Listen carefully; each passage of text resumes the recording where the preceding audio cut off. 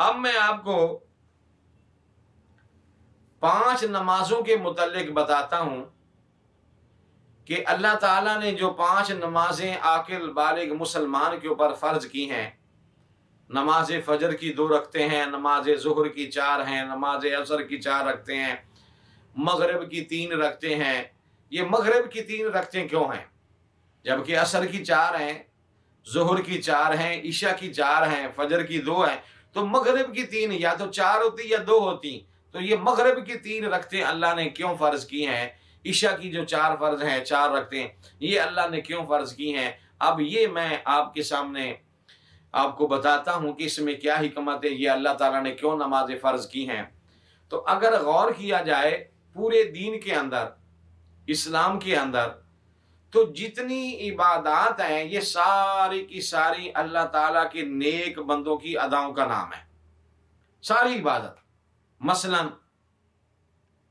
حج پہ آدمی جاتا ہے، وہاں انسان قربانی کرتا ہے جانور کی، حج کے موقع پر حضرت ابراہیم علیہ السلام کی سنت ہے۔ وہاں شیطان کو کنکر مارتا ہے، وہ ابراہیم علیہ السلام کی سنت ہے۔ صفا اور مروہ کے درمیان چکر لگاتا ہے، یہ بی بی حاجرہ سلام اللہ علیہا کی سنت ہے، ان کا طریقہ ہے۔ آب زمزم کے پاس آتا ہے، پیتا ہے، اللہ کے محبوب کی سنت ہے، ٹھیک ہے نا۔ مقام ابراہیم جو پتھر ہے وہاں پہ نفل پڑتا ہے، اللہ کے محبوب کی سنت ہے۔ تو حجر اسود کا بوسہ لیتا ہے، اللہ کے محبوب کی سنت ہے۔ یعنی حج کے اندر بھی جو عبادات ہیں اللہ نے فرمایا ان چیزوں کو کرنے سے حج ہوتا ہے، وہ اللہ کے نیک بندوں کی اداؤں کا نام ہے، رب کو وہ اتنے پسند آئے۔ تو یہ جو 5 نمازیں دن رات میں اللہ نے فرض کی ہیں، یہ بھی اگر غور کریں تو یہ اللہ کے نبیوں کی ادا تھی جو رب کو پسند آئی، اور آخری نبی کی آخری امت کے اوپر اللہ نے عبادت کا فرض کا درجہ دے کر اس امت کے اوپر ان کو فرض کر دیا۔ پہلی نماز فجر، اس کی 2 رکعتیں اللہ نے فرض کیوں کی ہیں؟ یہ اس لیے کہ آدم علیہ السلام کی جو توبہ اللہ نے جب قبول فرمائی، تو توبہ قبول فرمانے کے بعد اللہ تعالیٰ نے جب فرمایا آدم ہم نے آپ کی توبہ کو قبول فرما لیا، تو آدم علیہ السلام اتنے خوش ہوئے، شکرانے کے طور پر صبح کا وقت تھا، رات کا اندھیرا ختم ہو رہا تھا، صبح ہو رہی تھی، تاریکی جا رہی تھی، روشنی آ رہی تھی۔ اس وقت آدم علیہ السلام نے 2 رکعتیں ادا کی شکرانے کے طور پر کہ اللہ نے میری توبہ قبول فرما لی ہے۔ تو جب آدم علیہ السلام نے 2 رکعتیں شکرانے کے طور پر اپنے رب کے ہاں ادا کی، اللہ کو وہ اتنی پسند آئیں، رب تعالیٰ نے ان کو 2 فرضوں کا درجہ دے کر امت مصطفیٰ کے اوپر فرض کر دیا۔ اب قیامت تک جب تک مومن مسلمان نماز فجر کو ادا کرتے رہیں گے، اذانیں ہوتی رہیں گی، یہ فجر کی نماز ادا ہوتی رہے گی، تو آدم علیہ السلام کی ادا زندہ ہوتی رہے گی۔ تو اس لیے یہ 2 رکعتیں فجر کی اللہ تعالیٰ نے امت مصطفیٰ کے اوپر فرض کی، اس کی یہ حکمت ہے۔ ظہر کی 4 رکعتیں یہ اللہ تعالیٰ نے حضرت ابراہیم علیہ السلام کو 2 بیٹے دیے، اسماعیل ذبیح اللہ اور حضرت اسحاق علیہ السلام۔ تو حضرت ابراہیم علیہ السلام نے شکرانے کے طور پر اپنے رب کے ہاں 4 نفل ادا کیے۔ تو وہ جو شکرانے کے طور پر 4 نفل ادا کیے، حضرت ابراہیم علیہ السلام نے، رب کو وہ ادا اتنی پسند آئی کہ اللہ تعالیٰ نے ان 4 رکعتوں کو فرض کا درجہ دے کر امت مصطفیٰ کے اوپر فرض کر دیا۔ یہ ظہر کی 4 رکعتیں۔ عصر کی 4 رکعتیں یہ حضرت عزیر علیہ السلام سفر پہ جا رہے تھے، گدھے کے اوپر سوار تھے، راستے میں ایک جگہ پڑاؤ کیا، تو وہیں پہ اللہ تعالیٰ نے ان کے اوپر نیند کو مسلط کر دیا، اور نیند ایسی آئی کہ 100 سال تک وہیں سوئے رہے۔ 100 سال کے بعد جب اللہ تعالیٰ نے ان کو اٹھایا تو اللہ تعالیٰ نے فرمایا عزیر کم لبثتا، کتنی دیر سوئے رہے ہو، یہاں کتنی دیر ٹھہرے ہو؟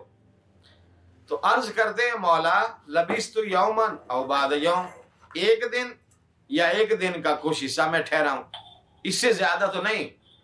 تو خالق کائنات نے فرمایا نہیں عزیر ایک دن یا ایک دن کا حصہ نہیں، بلکہ میت عامن، یہاں تو جو ٹھہرا ہے 100 سال تمہیں گزر گیا ہے یہاں ٹھہرے ہوئے۔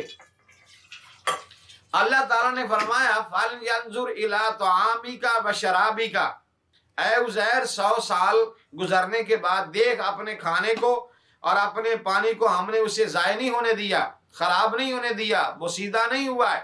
پھر فرمایا وَانْظُرْ إِلَىٰ حِمَارِكَ، اپنے گدھے کو دیکھ کہ جس کا گوشت سارا ختم ہو گیا تھا، ہڈیاں ہی تھیں۔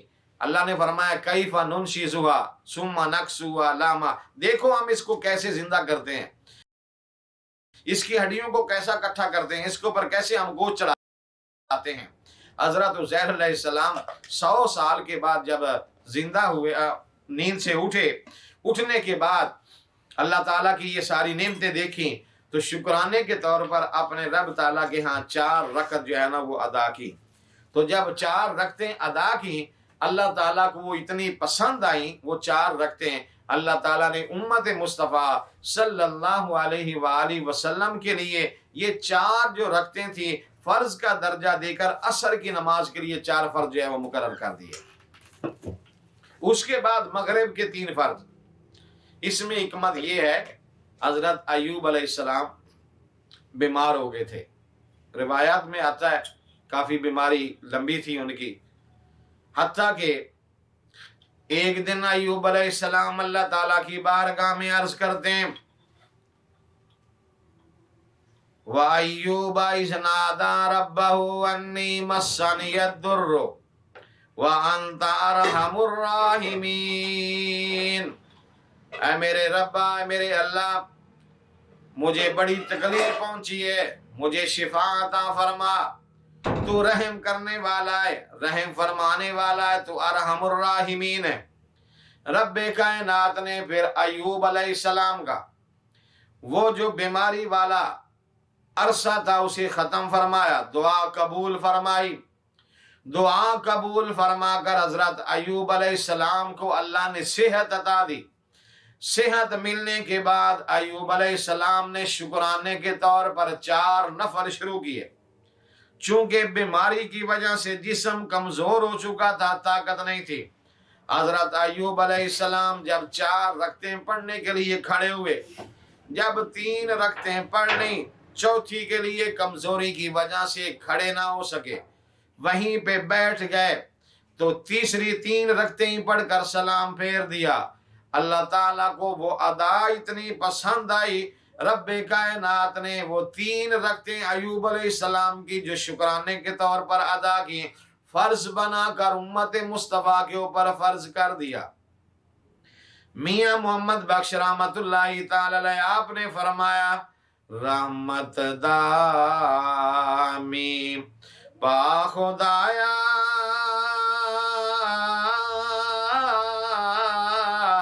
باغ سکا کر ہریا، رحمت دامی پا خدایا باغ سکا کر ہریا،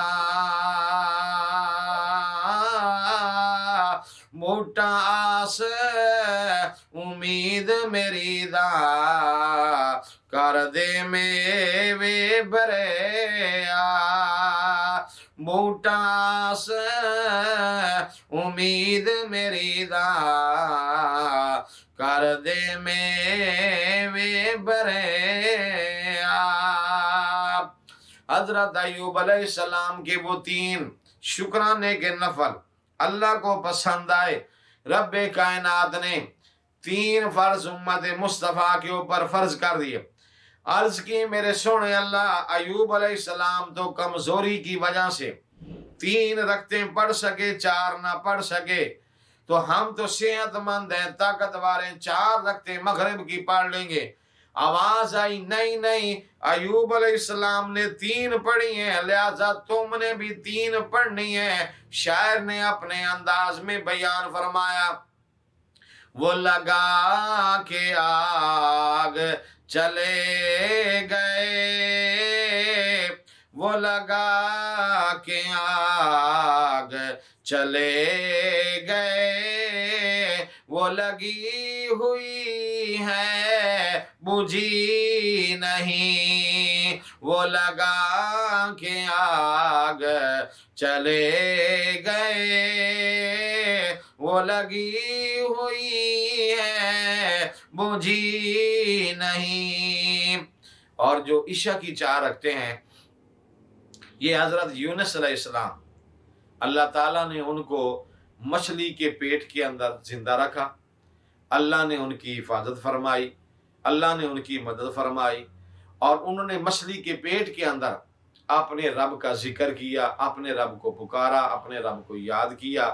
वज़न्नूनी इज़ ज़हबा मुगादिबन फज़न्न अल्लन नक़दिर अलैहि फनादा फिज़्ज़ुलुमाति अल्ला इलाहा इल्ला अंता सुबहानका इन्नी कुन्तु मिनज़्ज़ालिमीन। यूनुस अलैहिस्सलाम ने अपने रब को याद किया मछली के पेट में, तो 40 दिनों के बाद अल्लाह ताला ने सही सलामत मछली को हुक्म दिया, उसने आकर दरिया समंदर के किनारे उगल दिया। हजरत यूनुस अलैहिस्सलाम जब बाहर आए तो एक रात की तरीकी का अंधेरा, एक वो दरिया का, तीसरा मछली के पेट का। तो अल्लाह ताला ने जब उनको वहां से निजात अता फरमाई यूनुस अलैहिस्सलाम को, तो शुक्राने के तौर पर उन्होंने 4 रकतें अदा की। जब 4 रकतें अदा की तो रब को वो इतना पसंद आया, उम्मत मुस्तफ़ा के लिए ईशा की जो 4 रकतें उन्होंने शुक्राने के तौर पर नफल अदा किए, रब ताला ने इस उम्मत के ऊपर वो 4 रकतें फर्ज कर दी। तो इसलिए मेरे भाइयों, ये है हिकमत नमाज फजर, नमाज ज़ुहर, नमाज असर, नमाज मगरिब और नमाज इशा।